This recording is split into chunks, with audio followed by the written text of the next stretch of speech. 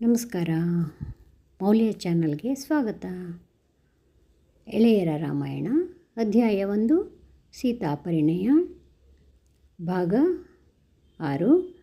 ಗಂಗಾ ನದಿ ದೇವನದಿ ಎಂಬ ಹೆಸರನ್ನು ಪಡೆದದ್ದು.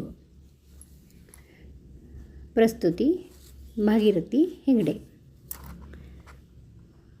ಮಾರನೆಯ ಬೆಳಿಗ್ಗೆ ಸ್ನಾನ ಸಂಧ್ಯಾವಂದನೆಗಳು ಮುಗಿದ ನಂತರ ವಿಶ್ವಾಮಿತ್ರ ರಾಮಲಕ್ಷ್ಮಣರ ಬಳಿಗೆ ಬಂದ.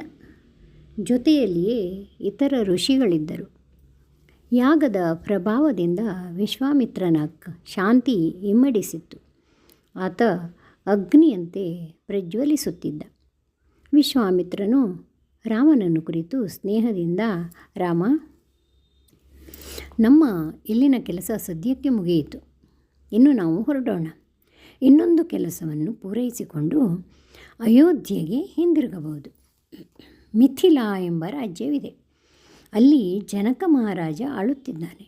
ಅವನು ಒಂದು ಯಜ್ಞವನ್ನು ಆರಂಭಿಸಿದ್ದಾನೆ. ಯಜ್ಞಕ್ಕೆ ನಮ್ಮನ್ನು ಆಹ್ವಾನಿಸಿದ್ದಾನೆ.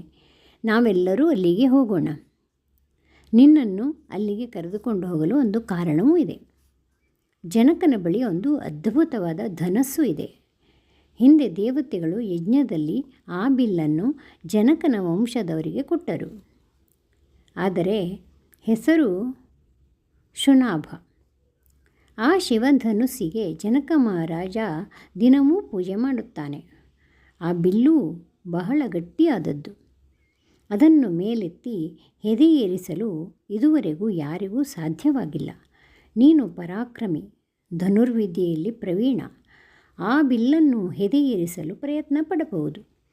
ಹಾಗೆಯೇ ದೊಡ್ಡ ಯಜ್ಞವನ್ನು ನೋಡಿದಂತೆಯೂ ಆಗುತ್ತದೆ ಎಂದ. ರಾಮನು ಸಂತೋಷದಿಂದ ಒಪ್ಪಿಕೊಂಡ. ಎಲ್ಲರೂ ಸಿದ್ಧಾಶ್ರಮದಿಂದ ಮಿಥಿಲೆಯ ಕಡೆಗೆ ಹೊರಟರು. ಆ ದಿನವೆಲ್ಲ ಬಹಳ ದೂರ ನಡೆದರು. ಸಂಜೆಯ ಹೊತ್ತಿಗೆ ಶೋಣ ಎಂಬ ನದಿಯ ಬಳಿಗೆ ಬಂದರು. ಸುಂದರವಾದ ಸಂಭ್ರಮದಿಂದ ಹರಿಯುತ್ತಿದ್ದ ನದಿಯನ್ನು ಕಂಡು ಎಲ್ಲರಿಗೂ ಆಶ್ಚರ್ಯವಾಯಿತು. ಹಾಗೆ ಸಂತೋಷವೂ ಆಯಿತು. ಆಯಾಸ ಪರಿಹಾರವಾಯಿತು. ಆ ರಾತ್ರಿಯನ್ನು ಅಲ್ಲಿಯೇ ಕಳೆಯಲು ನಿಶ್ಚಯಿಸಿದರು. ಅಲ್ಲಿಯೇ ಬಿಡಾರ ಹೂಡಿದರು. ಸಂಧ್ಯಾವಂದನೆಗಳನ್ನು ಮುಗಿಸಿದರು. ರಾಮಲಕ್ಷ್ಮಣರಿಗೆ ಆ ಸ್ಥಳದ ಮಹಿಮೆಯನ್ನು ಕೇಳಬೇಕೆಂದು ಚಪಲ. ಅವರು ವಿಶ್ವಾಮಿತ್ರನ ಬಳಿಗೆ ಬಂದರು. ಮಹರ್ಷಿಗೂ ಅವರ ಆಸೆ ಅರ್ಥವಾಯಿತು. ಆ ದೇಶದ ಕಥೆಯನ್ನು ಅವರಿಗೆ ಹೇಳತೊಡಗಿದ. ಹಿಂದೆ ಕುಶ ಎಂಬ ತಪಸ್ವಿ ಇದ್ದ. ಅವನಿಗೆ 4 ಜನ ಮಕ್ಕಳು. ಮೊದಲನೆಯವನು ಕುಶಾಂಬಿ. ಅವನು ಕೌಶಾಂಬಿ ಎಂಬ ಪಟ್ಟಣವನ್ನು ಕಟ್ಟಿದ.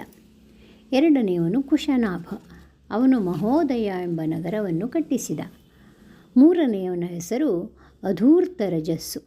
ಅವನು ಧರ್ಮಾರಣ್ಯವನ್ನು, ನಾಲ್ಕನೆಯವನು ವಸು, ಗಿರಿವ್ರಜ ಎಂಬ ನಗರವನ್ನು ನಿರ್ಮಿಸಿದರು. ನಾವು ಈಗಿರುವುದು ಗಿರಿವ್ರಜದಲ್ಲಿ. ಇಲ್ಲಿ 5 ಪರ್ವತಗಳಿವೆ. ಆ ಪರ್ವತಗಳ ಮಧ್ಯೆ ಪೂರ್ವದಿಂದ ಪಶ್ಚಿಮಕ್ಕೆ ಮಾಗಧಿ ನದಿಯು ಹರಿಯುತ್ತದೆ. ಶೋಣಾ ನದಿಯ ಮಗಧ ದೇಶದಲ್ಲಿ ಹರಿಯುವುದರಿಂದ ಇದಕ್ಕೆ ಮಾಗಧಿ ಎಂದು ಹೆಸರು. ಈ ಗಿರಿವ್ರಜವು ಸುಭಿಕ್ಷವಾಗಿದೆ. ಕುಶನ 2ನೆಯ ಮಗ ಕುಶನಾಭ ಎಂದು ಹೇಳಿದನಲ್ಲ, ಅವನಿಗೆ ಗಾಧಿ ಎಂಬ ಮಗ. ಆ ಗಾಧಿರಾಜನೇ ನನ್ನ ತಂದೆ. ಕುಶ ಮಹಾರಾಜನ ವಂಶಸ್ಥನಾದುದರಿಂದ ನನ್ನ ಹೆಸರು ಕೌಶಿಕ.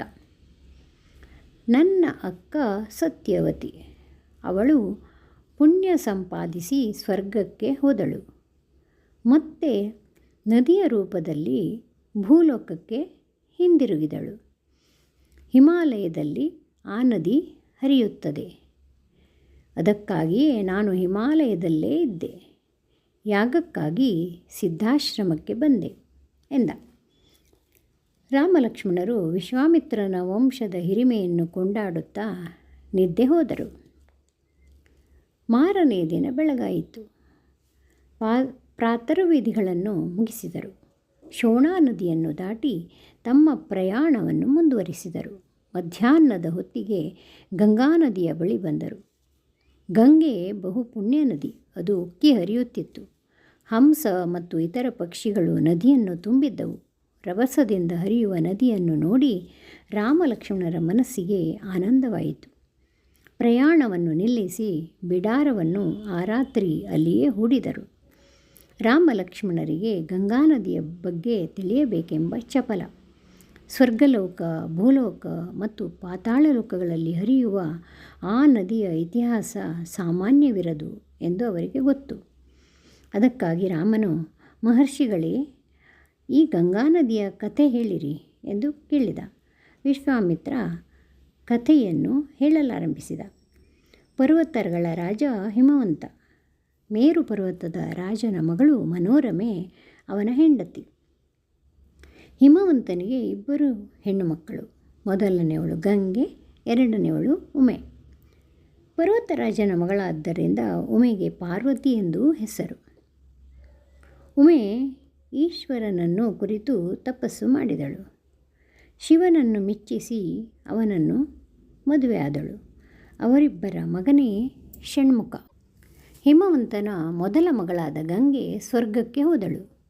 ದೇವನದಿ ಎಂದು ಹೆಸರು ಪಡೆದಳು ಎಂದ. ರಾಮಲಕ್ಷ್ಮಣರಿಗೆ ವಿಶ್ವಾಮಿತ್ರ ಹೇಳಿದ ಕಥೆ ಕೇಳಿ ಆಶ್ಚರ್ಯವಾಯಿತು. ಅವರು, ಮಹರ್ಷಿಗಳೇ, ಗಂಗೆ ದೇವನದಿ, ಆದರೆ ಭೂಲೋಕಕ್ಕೆ ಹೇಗೆ ಬಂದಳು? ನದಿಗಳಲ್ಲೆಲ್ಲ ಅದು ಶ್ರೇಷ್ಠ ನದಿ ಹೇಗೆ? ಗಂಗಾ ನದಿಯನ್ನೇ ನೋಡುತ್ತಾ ನೋಡುತ್ತಾ ಅದರ ಬಗ್ಗೆ ನಮ್ಮ ಭಕ್ತಿ ಹೆಚ್ಚುತ್ತಿದೆ. ಅದರ ಕಥೆಯನ್ನು ನಮಗೆ ವಿಸ್ತಾರವಾಗಿ ಹೇಳಿ ಎಂದು ಕೇಳಿದರು. ವಿಶ್ವಾಮಿತ್ರ ಕಥೆಯನ್ನು ಮುಂದುವರಿಸಿದ.